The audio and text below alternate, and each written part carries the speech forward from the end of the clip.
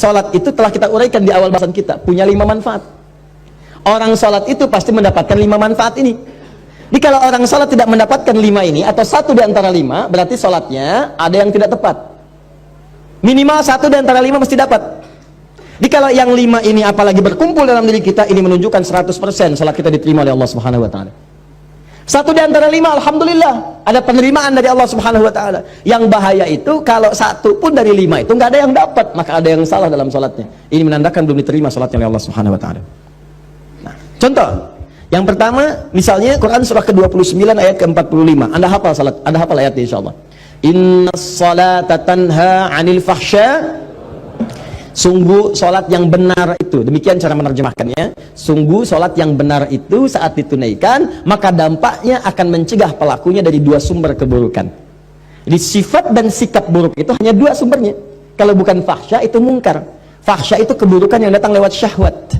Maaf ya, pornografi, porno aksi, LGBT, kata-kata jorok, gambar-gambar yang seperti itu fahsya namanya. Jadi kalau Anda sholat, Anda masih menikmati kata-kata yang kotor, tontonan-tontonan, gosip-gosip yang tidak jelas, gambar-gambar yang erotis, itu fahsya namanya. Jadi kalau orang nggak sholat, kata-katanya kotor, dia nggak sholat. Tapi kalau Anda sholat, tontonannya, ucapannya, pendengarannya menjurus kepada fahsya, ada yang salah dalam sholatnya. Ada yang salah. LGBT, yuk saya ajak Anda sadar lah, yuk, ayo sadar kembali. Kita doakan, kita bantu jadi manusia yang baik. Ya, jadi manusia yang baik, kita dorong jadi baik. Sayang itu artinya memberikan perhatian supaya sama-sama punya level kebaikan. Jadi kalau merasa kurang baik, jangan dipertahankan keburukan itu. Maaf ya, cuman setan yang mempertahankan keburukan. Karena beda manusia dengan setan, setan salah, nggak kenal benar. Karena itu setan salah, nggak mau tobat. Kalau manusia itu salah dan tobat. Jadi kalau ada manusia salah nggak mau tobat, patut dipertanyakan dia manusia apa bukan?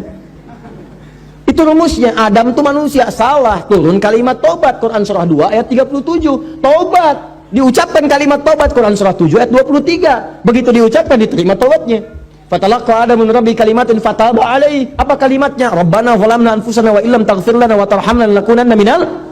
Begitu diucapkan, diterima taubat. Setan salah, diberi kesempatan taubat. Quran surah 7 ayat ke-12. Kata Allah, "Ma mana'aka alla tasjuda idh amartuk." Hei kamu setan, kamu salah, saya perintahkan nggak mau sujud. Kenapa nggak mau sujud? Itu kan perintah saya. Itu kalimat kesempatan taubat nggak diambil. Apa jawabannya? Ana khairum minhu. Khalaqtani min narin wa khalaqtahu min tin. Saya lebih hebat daripada Adam. Saya diciptakan dari api, dia dari tanah. Nggak level. Dari api harus sujud kepada yang tanah. Marah Allah. Allah fakhruj. Keluar kamu. Keluar. Nah, jadi setan itu diminta taubat, diajak baik, nggak mau. Kalau manusia itu beda, diajak baik jadi baik. Ya, jadi kalau Anda misalnya mendapati keluarga, teman, kawan, kemudian dia salah, diajak untuk jadi baik, nggak mau, itu tandanya? Bukan. Tandanya dia sedang dipengaruhi oleh setan. Bukan tandanya dia setan. Ibu punya suami, diajak baik, bapak jadi baik dong pak. Mama ini ngajarin papa. Setan. Bukan. Ada pengaruh di situ. Jelas ya? Balik sini. Jadi orang salat itu pasti menjauh dari perbuatan fahsya, mungkar, keburukan yang diingkari oleh hati kita. Sumbernya nafsu perut dengan akal. Nafsu perut itu maaf, materi, mencuri, nafsu perut tuh, korupsi, kolusi, menipu. Nggak ada orang salat nipu. Mustahil. Ini yang paling aneh, orang salat dia ikut salat baru takbir keluar mencuri. Wudu, habis wudunya apa? Akhi, apa kabar? Dipakai juga. Sholat takbir, begitu takbir khusyuk kelihatan. Rakaat pertama mundur, tas orang diambil. Ada yang mundur, kotak infak di bawah. Ada yang salah, mustahil. Orang sholat itu kalau habis sholat dia ingat Allah. Kalau orang ingat Allah mustahil bermaksiat. Quran surah 4 ayat 103. Fa idza qadaitumus salata fadhkurullah. Kalau sholat kamu selesai, kamu akan ingat Allah. Jadi kalau orang ingat Allah nggak akan maksiat. Anda selesai sholat, pergi ke kantor, ya di musola, pulang, ba'da sholat, kembali ke pekerjaan. Maka saat bekerja nggak mungkin maksiat, nggak mungkin, mustahil. Nggak ada tangan mudah menggerakkan, angka bertambah, tanda tangan kwitansi dinambah, cek kosong, diisi nggak benar, broker macam-macam, itu mustahil orang sholat demikian, mustahil. Datang duduk, datang orang, Pak, ini Pak, tanda tangan. Mudah aja nggak ada. Dia akan lihat, Allah salah ini. Maaf Mas, saya malu dengan Allah. Kenapa? Tangan saya ini baru dipakai tahiyat, masa kemudian digunakan maksiat? Jari saya jadi tahiyat, nggak akan dipakai untuk maksiat. Silakan ambil. Begitu Anda katakan, diceritakan pahala oleh Allah. Pahala. Dan ingat ya, pahala itu bukan cuma lahir dalam perintah, tapi larangan. Ketika Anda dikerjakan itu dapat pahala, segera berdoa, ya Allah, mohon pertahankan keluarga saya dari perbuatan maksiat, jauhkan dari godaan setan. Jelas ya? Kembalikan. Nah ini cirinya. Jadi fahsya mungkar hilang. Nah jadi kalau selama ini Anda ibadah, ciri itu tidak ada yang salah. Zakat saya cepat. Zakat itu ciri penerimaannya jika ada perasaan dalam hati kita sudah tidak loba lagi dengan harta. Ya, tidak loba dengan harta. Suka senang berbagi, lebih tepat guna, lebih proporsional, lebih punya visi. Allah kasih saya kebutuhan, ya Allah terima kasih, sebulan 50 juta. Ternyata kebutuhan saya cuma 30 juta. Dia evaluasi. Berarti yang 20 juta itu bekal saya ke surga. Maka turunlah Quran surah ke-28 ayat 77, paling kiri sebelah bawah.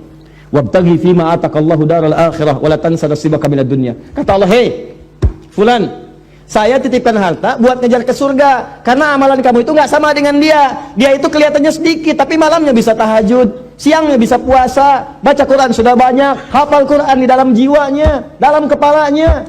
Kamu ini saya berikan harta lebih, karena tahajud gak bangun-bangun, baca Quran belum mampu, hafal Quran pun di luar kepala, masih di luar, belum masuk. Saya berikan tambahan harta supaya nyusul amalan dia, diberikanlah harta berlimpah. Masuk, dipakai. Makanya ketika kalimat itu turun, kalimat Qur'annya wabtaghi fima atakallahu daral akhirat, cari negeri akhirat dengan harta itu. Sedekah, infak. Makanya orang-orang yang telah lulus ujian dengan harta itu, jadi orientasi mengejar peningkatan omsetnya itu untuk jadi akhirat, Bu, Pak. Betul, bagaimana bisa zakat kalau nggak ada uangnya? Bagaimana bisa bersedekah kalau nggak ada uangnya? Setiap kita punya peluang, teman-teman, kalau bisa ya punya visi. Saya juga berusaha sama, walaupun cuma 3.000 misalnya, berusaha jadi uang tambahan 3.000 supaya bisa infak. Bagi 3.000 bagi dalam sebulan, sehari 100 nggak apa-apa. Sehari 100.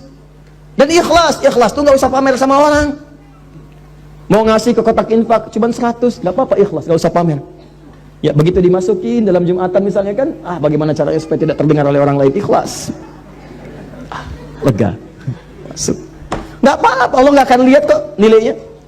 Berdasar keikhlasannya diberikan apa yang mungkin orang lain tidak dapatkan itu. Jelas ya? Teruskan kemudian, maaf, puasa cirinya peningkatan takwa, la'allakum tattaqun. Itu sudah saya jelaskan. Kemudian haji dan umrah cirinya, ini yang sudah haji, maaf sekali. Kalau sudah haji berarti insya Allah ahli surga. Ya, kalau syarat-syarat diterimanya ibadah itu nampak dalam diri kita. Apa syaratnya itu? Disebut dengan birrun namanya. Birrun itu sifat baik yang muncul setelah yang jeleknya hilang. Makanya Anda dalam haji dan umrah, terutama haji, kan itu menghilangkan sifat buruk. Coba Bu, Ibu kan kalau haji, apa amalan pertama yang dikerjakan dalam haji? Wukuf kan? Wukuf di Arafah. Kenapa disebut Arafah? Mengenal kekurangan-kekurangan diri untuk mengenal Allah. Makanya sebelum berangkat haji itu, nih yang mau haji nanti ya, kan kami tiap tahun buka nanti pendidikan untuk manasik, bebas terbuka untuk siapapun. Jadi diantara caranya begini, sebelum berangkat catat dulu kekurangan kita, tuliskan. Lihat di cermin, kurang apa? Tanya suami, tanya istri, tanya anak, tanya tetangga, saya kurang apa? Papa, mama ini merasa tidak sempurna. Memang, misalnya, Bapak tolong dong Pak, jangan bercanda, sampaikan kekurangannya, gitu kan? Ya sudah, ayo mama tulis nomor 1, tulis, gak apa-apa. Nomor 2, nomor 3, mama nomor 1 hapus aja, itu sudah nggak jadi. 2, nih kan, terus kan 3, bisa tuliskan, 4, terus diurut sampai selesai. Misal contoh kan, ya karena mama sudah berubah yang itu, nggak apa-apa, itu tinggalkan aja. Mama masuk ke yang selanjutnya, tulis tuh 1, tuh sampai habis. Nah begitu sudah selesai, datangi anak. Begitu datangi tetangga, tanya. Begitu berangkat kemudian haji, datang ke Arafah, antum wukuf itu diam berkontemplasi, diam renungkan. Ya Allah saya salah, terjebak ya Allah, minta ampun. Datang ke Muzdalifah itu dikata izdalafa, sesuatu yang membuat terpeleset. Ya datang ke Muzdalifah, ini yang menyebabkan saya sering terpeleset. Apa itu? 3 faktor. 1, diri saya sendiri, Aqabah. Yang kedua, lingkungan sekitaran yang dekat, disebut dengan wusta. Yang ketiga, yang jauh, ula. Walal akhiratu khairul laka minal Ulah, kadang-kadang maaf, perbuatan buruk itu bukan karena orang lain, karena diri sendiri nggak bisa nahan nafsu. Teman lewat, nggak negor kita, kita marah. Bukan karena dia nggak negornya, karena Anda tidak bisa menahan amarah Anda. Kalau Anda bisa tahan enak, husnudzon, oh mungkin dia sedang buru-buru, atau mungkin sedang sakit gigi. Ya, besok dia lewat, kita sapa. Dia nggak nyapa, kita sapa. Jeng, apa kabar? Iya, maaf kemarin saya nggak nyapa. Saya sedang buru-buru, aduh, mohon maaf ya. Nah, nggak apa-apa, tapi saya takut nanti disebut nggak sopan. Nggak apa-apa, biasa aja. Aduh, kalau baik amat, si amat aja nggak baik, gitu misalnya. Nah, jadi enak gitu, ada hubungan yang nyaman, jalan, lihat lagi. Ya, ada faktornya itu dirinya bagus, cuma lingkaran sekitaran nggak bagus. Bapak bagus, istri kurang pengertian, repot. Papa kan bupati, Pak. Membayangkan. Kebayang enggak? Enggak mah. Coba lihat, tuh camat aja Pak Si Hasan, mobilnya udah Alphard. Masa papa yang bupati masih Innova? Terus keluar kalimat itu, tiap hari itu keluar. Apalagi yang istri camat tadi sering posting di Alphard, gitu kan. Keluar, besok ya sudah terpaksa beli lagi gitu kan Alphard dengan merek yang baru, keluar, pekan depannya KPK datang. Lihat, kadang lingkungan sekitar ada Pak, bayangkan karir suami habis karena pengaruh pasangan, atau istri yang baik punya suami yang kurang bagus. Kan ada orang yang sudah berhasil, ya, from $1 to $1 billion company, modal $1 dia menghasilkan jutaan dolar untung, cuman karirnya hancur gara-gara pasangan hidup. Sama istri bagus, berhijab bagus, indah, punya pasangan kurang baik. Mama, papa ada family gathering, nanti kita akan bersama mereka. Tolong mama copot dulu ya jilbabnya. Nggak ada yang berjilbab mah nggak enak sama yang lain. Tuh. Apa? Katakan dengan yang lembut, Pak, pekerjaan itu sudah diatur. Ajal kita juga kurang jelas, Pak. Mungkin di pertengahan kita wafat. Ini kerudung sudah dipakai 30 tahun, amanat mama almarhumah. Aku takut kalau ini dilepas kemudian wafat, bagaimana pertanggungjawabannya? Gak apa-apa, lebih baik kita kehilangan pekerjaan daripada kehilangan surga dan berpisah di akhirat nanti. Wah, catat. Itu indah. Daripada lu apa-apa marah. Apa? Marah. Ya sih? Atau ulah, maaf, istri baik, suami baik, diri baik. Cuman orang-orang jauh yang baru dikenal memberikan pengaruh yang tidak baik. Pindah tugas. Begitu pindah tugas ketemu orang-orang gak baik, baru datang sudah dibawa ke arah pencolongan, pencurian, pemalingan dan sebagainya. Itu yang membuat tidak baik. Nyampe ke sana lempar, begitu nyampe Aqabah, Bismillahirrahmanirrahim, lontar. Wusta, lontar. Ula, lontar. Begitu dilontar hilang. Pulang ke tanah air jadi baik. Ya, mabrur, baik. Yang merubah yang jelek disebut dengan birun, jeleknya hilang, baiknya muncul. Maaf, marah hilang, sabar muncul. Sombong hilang, tawadhu muncul. Muncul yang baik, hilang yang jeleknya, birun. Melekat dalam diri. Kalau melekat pada diri seseorang disebut mabrur namanya.